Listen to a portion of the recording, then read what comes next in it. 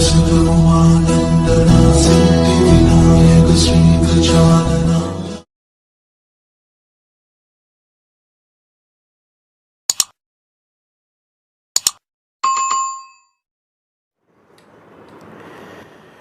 जय हिंद, जय भारत दोस्तों, नमस्कार। स्वागत है आप सबका एक बार फिर से आपके अपने चैनल स्काई स्पीक्स पर।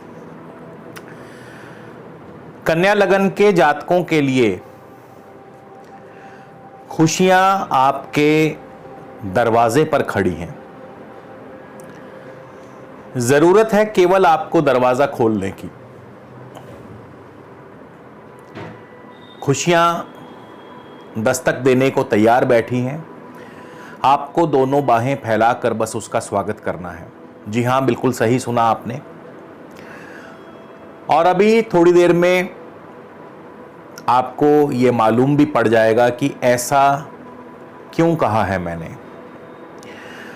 तो इसके अलावा यदि आप मुझसे किसी भी प्रकार का निजी ज्योतिषीय परामर्श लेना चाहते हैं तो उसके लिए स्क्रीन पर मेरा व्हाट्सएप नंबर दिया गया है। आप इस नंबर पर केवल कंसल्टेशन टाइप करके मैसेज कर दीजिए और आपको सारी जानकारी जो है वापस रिप्लाई में भेज दी जाएगी। शुल्क लागू है, इस बात का ध्यान रखिएगा। आगे बढ़ते हैं। सबसे पहले जानते हैं इस महीने, नवंबर के महीने, ग्रहों की चाल के बारे में। बुध लग्नेश हैं, लगन के स्वामी हैं और 2 नवंबर को ही बुध और मंगल के साथ युति योग बनाएंगे आपके धन भाव में।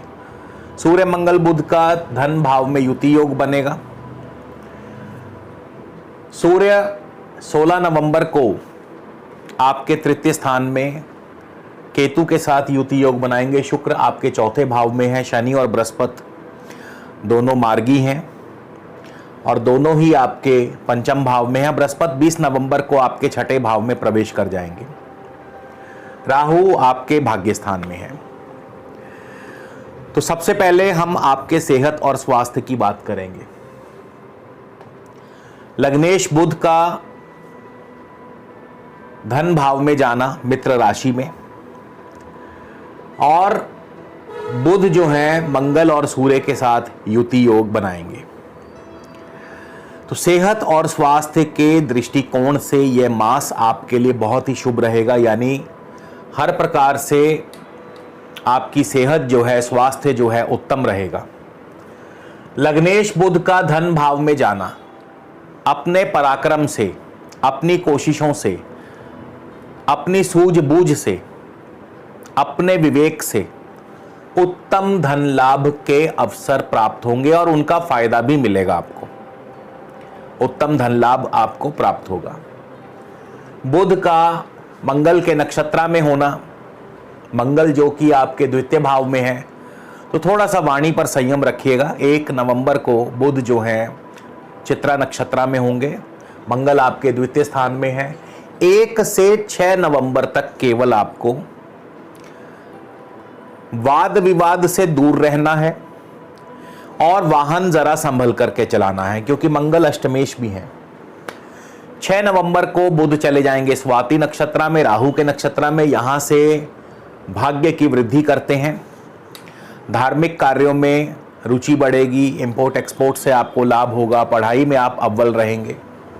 उसके पश्चात 14 नवंबर को बुध चले जाएंगे विशाखा नक्षत्र में। बृहस्पति पंचम भाव में है और इसीलिए मैंने कहा था कि खुशियां आपके द्वार पर दस्तक दे रही हैं, क्योंकि बृहस्पति भले ही नीच हों, लेकिन यहां पे बृहस्पति जिनकी शरण में है, यानी शनि की शरण में है, मकर राशि में है, तो मकर राशि के स्वामी शनिदेव स्वयं ही अपने पंचम भाव में है, स्वराशि में है, दोनों मार्गी अवस्था में है। यानी आपके घर परिवार में यदि दशा स्थिति अनुकूल है तो कोई ना कोई नया मेहमान आने वाला है। आपके घर में एक छोटे मेहमान की किलकारियां गूंजने वाली हैं। तो ये खुशियों की पहली दस्तक होगी आपके घर पर। आपको दोनों बाहें फैलाकर उनका स्वागत करना है। और 23 नवंबर को बुध चले जाएंगे अनुराधा यानी शनि के नक्षत्र में। तो यहाँ भी एक बार फिर से जैसा मैंने कहा कि संतान पक्ष की तरफ से बहुत ही सुखद फल, संतान की वृद्धि, संतान की उन्नति, लव लाइफ बढ़िया चलेगी, शेयर मार्केट से लाभ होगा। तो ये सारी स्थितियां आपके लिए इस महीने बहुत ही बढ़िया फल प्रदान करेंगी।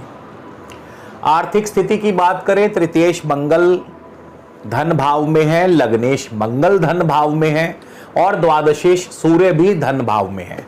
तो सूर्य मंगल बुध का यह जो त्रियोग है, सूर्य मंगल बुध की जो ये तिकड़ी है, धन भाव में आपको आपके विवेक से, आपकी बुद्धि से, आपके पराक्रम से, आपकी मेहनत से उत्तम धन लाभ करवाएगी। विदेशों से धन लाभ होगा क्योंकि सूर्य द्वादशेश होकर के धन भाव में बैठे हैं। इंपोर्ट एक्सपोर्ट से धन लाभ होगा, आपके विदेशी व्यापार से आपको धन लाभ होगा। मंगल पराक्रमेश होकर के बैठे हैं, पराक्रम से आपको धन लाभ होगा। आपके छोटे भाई बंधुओं से आपको धन लाभ होगा, यात्रा आदि से धन लाभ होगा, मीडिया आदि क्षेत्रों से आपको धन लाभ होगा।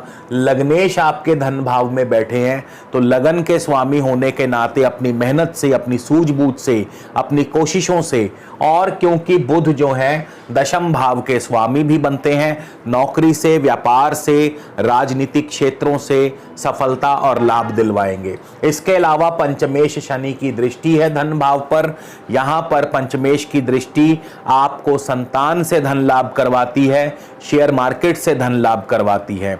इसके अलावा मंगल अष्टमेश भी हैं। अष्टमेश का धन भाव में आना आपके रुके हुए, फंसे हुए धन को आपको वापस दिलवाएगा।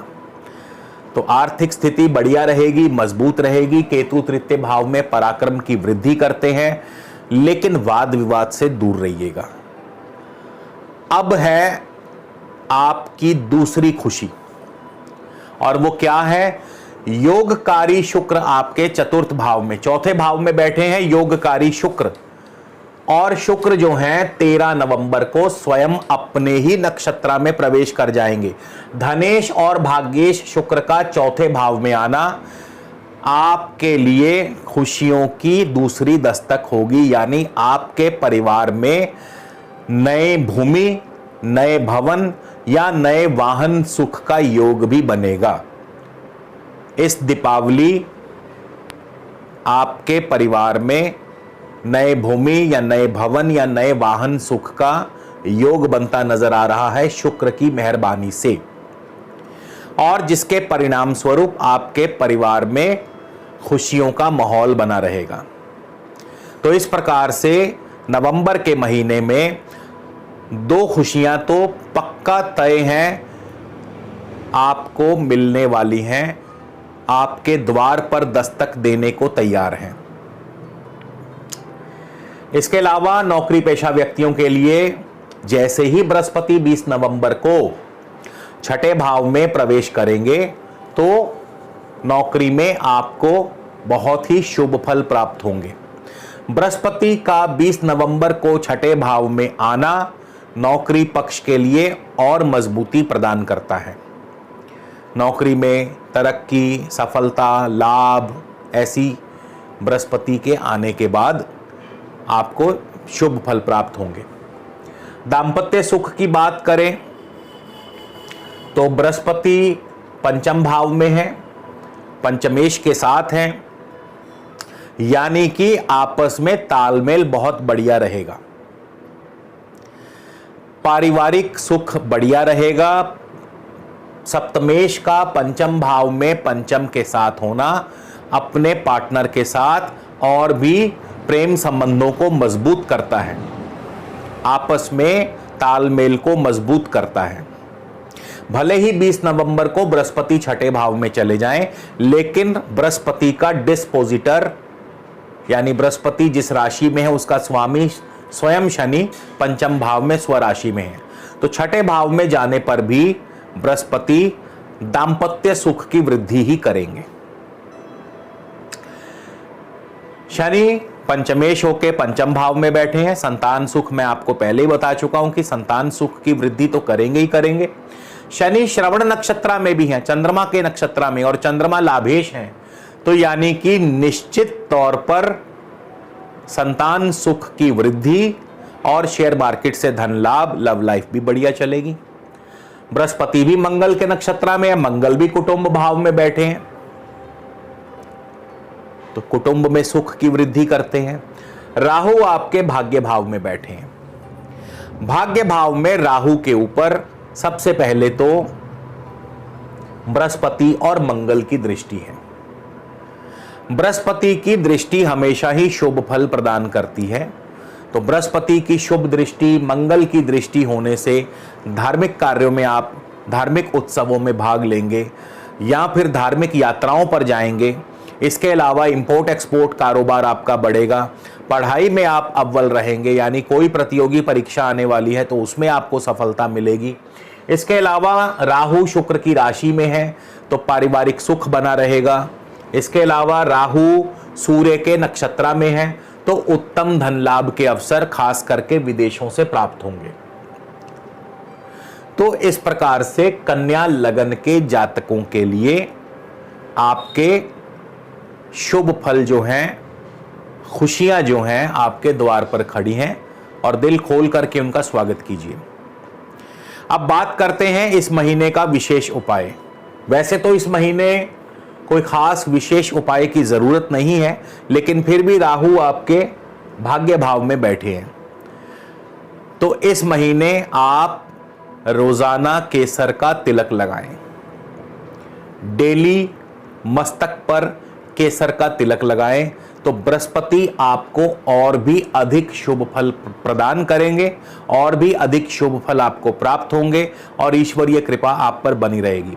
तो इसी के साथ दोस्तों आप सबसे विदा लेता हूं। अगले वीडियो में आपसे फिर मुलाकात होगी। तब तक के लिए नमस्कार। जय हिंद, जय भारत।